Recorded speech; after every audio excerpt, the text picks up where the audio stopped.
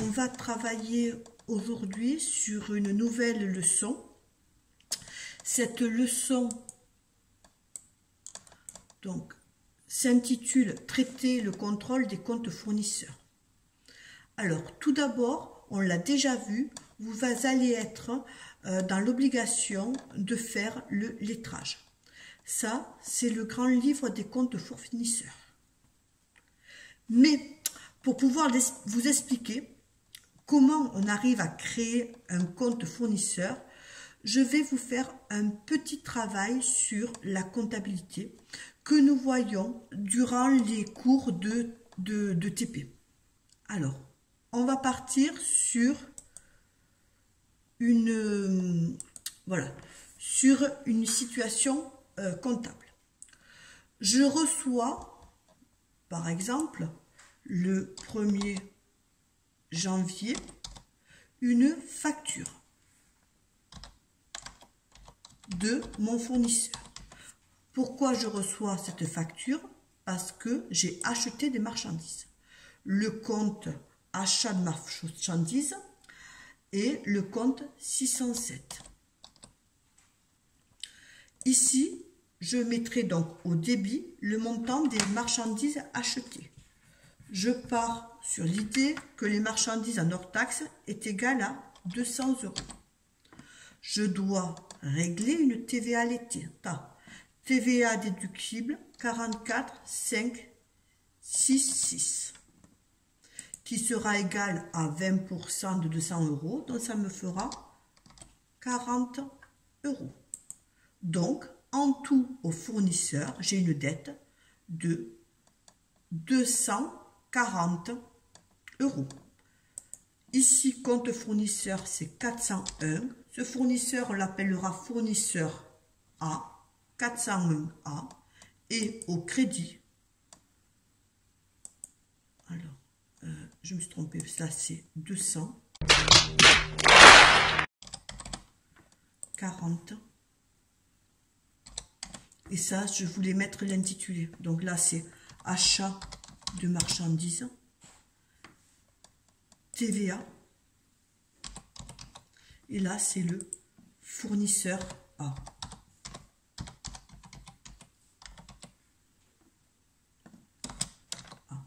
Donc, en tout, je lui devrai, j'ai une dette de 240 €. Dans le logiciel, automatiquement, donc ça, j'ai fait une simulation de logiciel. Dans le grand livre, il va regrouper toutes les écritures pour un numéro de compte. Là, pour le numéro de compte 401A, chaque fois qu'il se passe une opération, il va l'inscrire. Donc ici, on voit que au crédit, il y a 240 pour le 401A. Donc ici, il inscrira dans le grand livre crédit 240. Le solde, ce sera égal à 240, c'est-à-dire qu'on doit 240. Deuxième chose, donc là j'ai reçu la facture. Le 2 janvier, j'ai reçu en même temps la facture et je m'aperçois que l'achat que j'avais fait, il y a, par exemple, j'achète un beau maillot, mais il y a eu le confinement. Donc, dans mes achats, il y a, par exemple, la serviette qui me va très bien, mais le maillot, j'y rentre plus. Raison, confinement. Donc, ce maillot valant 100 €, je décide de pas le garder, donc je vais le retourner à l'entreprise. Qu'est-ce que va faire le comptable? Le comptable, il va dire, il va comptabiliser l'avoir, c'est-à-dire il va mettre l'achat de marchandises. Ben, sur cet achat, je vais retourner les... attendez, là c'est l'avoir, je me suis trompée de journal. C'est ici que je voulais faire. Sinon ça ne va pas. Parce que comme j'avais tout programmé avant, voilà. Comme ça on verra. Donc là je vais dire que c'est l'avoir. Donc retour de mon maillot que j'avais acheté. Donc l'achat 607, je retourne mon maillot qui valait 100 euros. Donc, on voit bien que l'achat n'est plus de 200 euros, mais 200 moins 100, 100 euros. Évidemment, je vais demander à ce qu'on me rembourse la TVA, 44,566, qui se mettra au crédit, puisque c'est un avoir, pour 100 fois 20%, ça me fait 20 euros. Donc, le fournisseur, j'ai une créance, il doit me rembourser 120 euros. Et c'est normal que ça aille au crédit. C'est un remboursement. Qu'est-ce que fait mon grand livre? Mon grand livre, il explique que le 1er janvier, il y a eu un achat de marchandises pour 240 en tout. Je devais 240, mais le 2 janvier, j'ai un retour de 120 euros. Le maillot dans lequel je ne rentre plus, raison confinement. Donc, actuellement, au niveau de mon fournisseur, donc là, j'ai une opération, je me suis trompée dans la formule. Donc, je refais, c'est moins et plus. Voilà. Sinon, ça ne marche pas. Donc, je vais faire pareil à l'autre. Ça me fera un montant. Donc, ça veut dire que après l'avoir, j'ai une dette de 120 euros. Le 4 janvier, je décide de payer ce que je dois à mon fournisseur. Je lui règle quoi? Je lui règle ce que je dois à mon fournisseur. 240 moins 40, ça fait 120. Donc, qu'est-ce qu'on va faire? 512 banques, je fais un chèque. Donc, je fais un chèque pour 240, excusez-moi, 120 euros, c'est-à-dire 240 moins les 120 d'avoir. Ok. Je fais ce chèque à qui? À mon fournisseur. Donc, on voit bien 512 au crédit parce que c'est une sortie d'argent, 401 au débit car c'est un remboursement de la dette. Et donc, qu'est-ce qu'on voit? Ici, dans mon grand livre, il compte les opérations chronologiquement. Au début, je devais 240 euros. Ensuite, il y a eu l'avoir, il y a 120 euros. Et ensuite, il y a le règlement au fournisseur, 120 euros. Donc, on retombe à zéro. D'accord? Donc, le grand livre, c'est ni plus ni moins que le regroupement d'un compte fournisseur. Là, j'ai décidé de faire pour le compte 401A. On va le faire pour tous les fournisseurs. Chaque fois dans le logiciel qu'il voit que le compte fournisseur est utilisé, il va le recopier, le reporter chronologiquement. Et là, on va voir l'évolution de la dette. Voilà. Donc ça, c'est ce qu'il faut comprendre pour comprendre la création du grand livre, compte fournisseur. Mais ça marche avec tous les autres comptes. Alors, ici, on y va. Donc, on a le grand livre. On va voir ensemble comment se compose ce grand livre. Alors, ce grand livre, voilà, je le mets un peu plus haut. Alors, grand livre compte fournisseur. Ici, ce sera le compte 401 FPLA plan choc. OK? Donc, on s'est indiqué dans l'ordre chronologique. Ici, on a les différents journaux. Journal à nouveau, c'est-à-dire le report du mois d'avant. Nous sommes en novembre, donc qu'est-ce qui s'est passé avant? C'est-à-dire en octobre, au 31 octobre. On voit qu'on a au crédit le compte fournisseur. On a vu tout à l'heure que le compte fournisseur au crédit, c'était un montant de la dette. Donc, je devais au 31 octobre 4 500 euros. Le mois de novembre est arrivé, la dette est toujours la même, 4 500 euros. Qu'est-ce qui se passe après?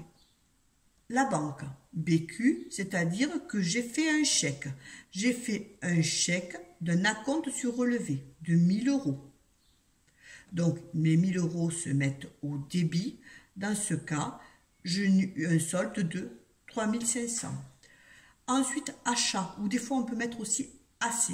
J'ai eu un journal d'achat, j'ai eu un retour de marchandises, un avoir, c'est pour ça qu'il se met au débit, pour diminuer la dette de 400 euros. Donc, je dois actuellement 3100 euros au 8 novembre. Le 12 novembre, facture, augmentation de ma dette de 4550,60 au crédit. En tout, mon solde, 3100 plus la nouvelle dette, 5500. Ensuite, j'ai eu un chèque de 3500, 2450, etc. Voilà. Donc, quand on voit ça, on sait qu'à la fin, je dois 3170,90. Là, vous allez effectuer le lettrage. Ce lettrage, il est fait pour voir la situation, ce qui a été réglé. Là, je vais vous donner des conseils pour lettrer. Lettrage, ça signifie qu'il faudra mettre une lettre dans cette colonne et une lettre dans cette colonne si on a une égalité entre les différents éléments. Alors, je regarde, parce qu'il y a des fois des lettrages qui sont déjà commencés. On vous dit, nous sommes au A, C, C, etc. Donc là, on ne dit rien, donc on va commencer par la lettre A. Alors, mes conseils. Premièrement, regardez ici s'il y a un 0. Ça veut dire que s'il y a un 0, solde 0, ça veut dire que toutes les opérations avant sont nulles, donc sont annulées et on a une égalité. Donc là, on n'en a pas. Ensuite, qu'est-ce qu'on peut voir? Il y a des choses qui sont un peu logiques. Alors, avant d'attaquer le lettrage, on étudie un peu le document. On voit par exemple ici 1400. On dit, oh, ça correspond à ça. Ça signifie que les opérations d'avant sont annulées. Voilà. Donc, on va le faire progressivement. Tout d'abord, ce qu'il faut savoir, c'est que dans l'ordre des choses, d'abord, on a la facture, ensuite, souvent les avoirs, et en dernier lieu, on a le chèque. Donc, moi, je vous conseille de partir du chèque et de remonter. Je regarde le chèque, ici 1000 euros. Je remonte, il n'y a pas de 1000 euros, je ne peux pas solder. Je vais voir le prochain chèque, ici, 3100 euros. Alors, je regarde au-dessus si j'arrive à ces 3100 euros.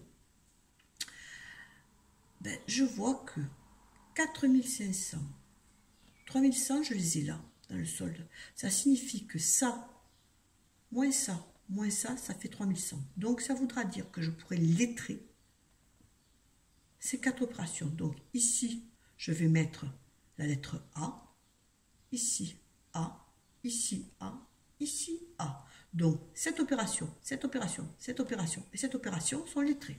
Donc, ça veut dire que, à nouveau, le chèque, l'avoir et le chèque numéro 123 658 sont au point. Tout a été réglé. Il me reste donc la facture de 2450,60. Je regarde le prochain chèque. Prochain chèque, 2460. Je remonte en haut. Quel est celui qui n'est pas lettré? Donc, tout ça, je vous rappelle, est lettré. On trouve celui-là. Donc, ici, je mettrai B et B. Celui-là est lettré. Ensuite, je continue. Je vais voir le prochain chèque. 2830. Alors, 2830, je vais essayer de voir si je peux les lettrer. Alors, déjà, je vois celui-là, il y a des virgules. Donc, celui-là, je sais qu'il n'interviendra pas. Donc, on a cette facture. Il y a des virgules. Donc, 2830, ce sera la somme de celui-là et celui-là. On y va, 0, 3, 8, 2830. Donc là, ce sera C. Donc, on mettra ici C, C et C. Quand on a fait le lettrage, on va se poser des questions sur les éléments qui n'ont pas été lettrés. Donc, ce qui n'a pas été lettré, c'est ce compte, c'est cet élément uniquement, voilà, uniquement cet élément. Dans votre livre, dans la page 59, on vous demande pour le fournisseur d'expliquer les anomalies, c'est-à-dire ce qui n'a pas été enregistré. Donc, ici, si c'est une facture, vous mettez le numéro de la facture, la date, l'échéance. Ça, on le sait par rapport d'échéance, on le sait par rapport à l'élément qui est écrit ici, à réception de la facture. Donc ça veut dire que chez Plan Choc, chaque fois qu'on reçoit la facture, on est obligé de le régler. D'accord? La somme enregistrée par erreur, s'il y a une somme enregistrée avec la facture ou le chèque de montant différent, on l'indique le retard de règlement. Là, on va mettre des croix ou absence de règlement. Alors, en fonction de ça, quelles sont les actions à mener? Écriture de régularisation, c'est s'il y a une erreur au niveau du lettrage. Effectuer le règlement si on n'a pas réglé ou demander un avoir. Pour le premier, Plan Choc, on voit que le problème, c'est un problème que il y a une facture et on doit, ni plus ni moins, c'est celle-là, on doit effectuer, c'est le 29 novembre, on doit effectuer le règlement. Donc ici, ce ne sera pas trop dur. Vous remplirez cette phrase et vous indiquerez une croix, une action à mener, effectuer le règlement, c'est-à-dire faire le chèque. Ensuite, vous avez le document 3. Alors, c'est la quiberonnaise. La quiberonnaise, pareil, vous allez lettrer les comptes et en fonction des situations, vous allez indiquer le problème. Donc, d'abord, lettrage. Et quand j'ai lettré, ensuite, j'indique quelle est l'erreur. Alors, vous avez dans les conditions... Alors, regardez si, par exemple, lorsque vous faites lorsqu'il y a un chèque, s'il n'y a pas un problème d'erreur de chèque. Ça peut arriver. S'il n'y a pas un problème du montant qui est différent. Si le montant est différent, qu'est-ce qui se fait? Qu'est-ce qu'on fait? On a une facture et on voit que le montant réglé qui correspond à la facture pose problème parce que le montant réglé, dans la réalité, si on voit que le chèque ne correspond pas à la facture, on va de suite regarder dans le dossier fournisseur, voir notre facture, voir si on s'est trompé au niveau du montant de la facture. On va voir sur notre relevé de compte banque si le chèque qu'on a envoyé, on s'est trompé quand on a rédigé. Ou sinon, on va carrément téléphoner à l'entreprise ou voir si c'est un problème de la banque. En toute manière, nous, en tant que comptable, là, on ferait une écriture de régularisation. D'accord? Alors, ensuite, il faut regarder aussi au niveau, quand vous avez des éléments qui n'ont pas été lettrés, au niveau des éléments. Par exemple, ici, vous voyez, facture Plan Choc. C'est-à-dire que là, on s'est trompé. Ce montant de 350 €, ce n'est pas au fournisseur la quiberonnaise, mais au fournisseur Plan Choc. Dans ce cas, ici, on indiquera que la somme enregistrée est une erreur de notre compte. Et qu'est-ce qu'il faudra faire? Il faudra faire une écriture de régularisation. C'est-à-dire que le comptable devra annuler dans ce compte ce montant qui est pour Plan Choc, par exemple, qui est au crédit, en le mettant au débit, et ensuite le remettre dans le bon compte. Voilà. Vous continuerez donc sur l'activité, alors la page 60, donc on reprend. Dans la mission numéro 2, pareil, vous avez un tableau, vous avez 2 fournisseurs, vous me faites le lettrage, règlement à 30 jours, la réception de la facture, justification du solde. Là, vous devez mettre la date. Quand vous n'avez pas lettré le compte, vous mettez la date de l'écriture qui n'est pas lettrée. Vous mettrez la nature d'opération, c'est-à-dire vous recopierez ce qu'il y a écrit ici. Vous mettrez le montant s'il est au débit ou au crédit. Vous ferez ça pour tous les éléments qui ne sont pas lettrés. Vous faites le total des débits, total des crédits. Et ensuite, vous trouverez le solde créditeur. Solde créditeur, ça signifie que le crédit sera plus grand que le débit. Et ce sera égal au crédit moins le débit. Solde créditeur, je vous rappelle, pour équilibre comptable, on le mettra ici au débit. Pour que ça fasse l'opération, le total fasse une égalité. C'est uniquement une beauté comptable. D'accord? Vous ferez pareil avec le compte 401 et DOM. Ok, ici, indiquez uniquement les éléments qui n'ont pas été lettrés.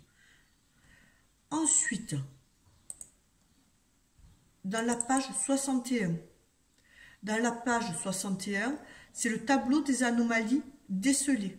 Donc là, ce que vous allez faire, numéro de compte, le fournisseur, et vous indiquez quel document concerné. Si c'est une facture, un chèque, le montant, l'anomalie, qu'est-ce que c'est, suite à données. Dans les suites à données, c'est ni plus ni moins comme on a vu dans la page 59, c'est ou mettre écriture de récupération, ou effectuer un règlement, ou demander un avoir. Ok? Voilà. Ensuite, donc ça, vous le ferez. Donc ça, c'est après avoir fait ça, vous complétez le document 7. Ensuite, dans la page 62, vous avez un autre compte. Alors, à solder, regardez ici, petit remarque, ici il y a 80 centimes d'erreur, donc ça signifie que là tout s'annule, donc cherchez tout ce qui s'annulerait, et en fait, ce qu'il faudrait montrer, qu'il y a un problème lorsqu'on a fait de 80 centimes, c'est-à-dire on a fait un arrondi. Là, on a fait un chèque à 2198. Dans la page 64. Donc là, vous indiquerez donc tous les de la page 62. Vous allez indiquer ici toutes les opérations non lettrées et ici tout ce qui a les anomalies décelées. D'accord? Pour l'histoire des centimes, des erreurs de centimes, il suffit de remplir un élément. D'accord? Et le montant de l'anomalie, c'est le montant au niveau des centimes. Ensuite, vous attaquez la page 64. Ici, vous avez un nouveau fournisseur. Ce fournisseur, vous allez donc le lettrer.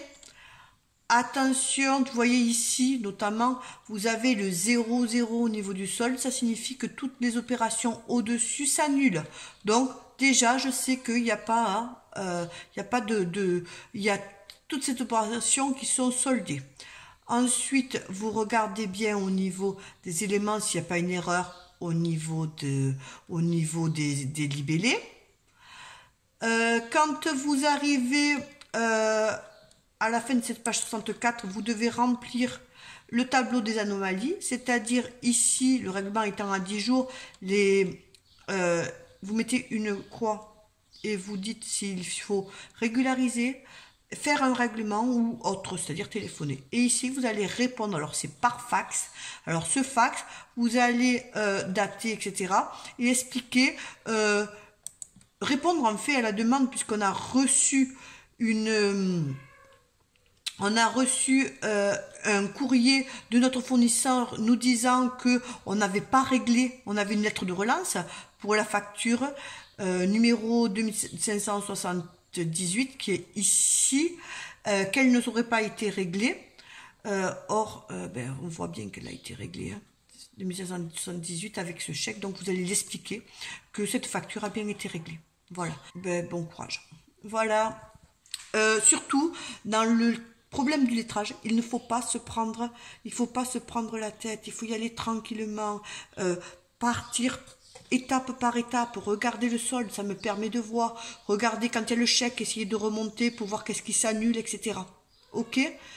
Voilà, attention, les erreurs, toujours pareil, on retrouve pareil, les erreurs de centimes, on retrouve quand on se trompait au niveau d'un fournisseur, on s'est trompé de compte, on trouve les inversions aussi, ça nous arrive, par exemple, si vous devez 170, on trouvera 107. Voilà, les inversions, ça arrive. Ensuite, qu'est-ce qu'on trouve? On trouve les erreurs, les arrondis et les escomptes qui ont été faits et qu'on n'a pas comptabilisés. Voilà. Allez, bon courage.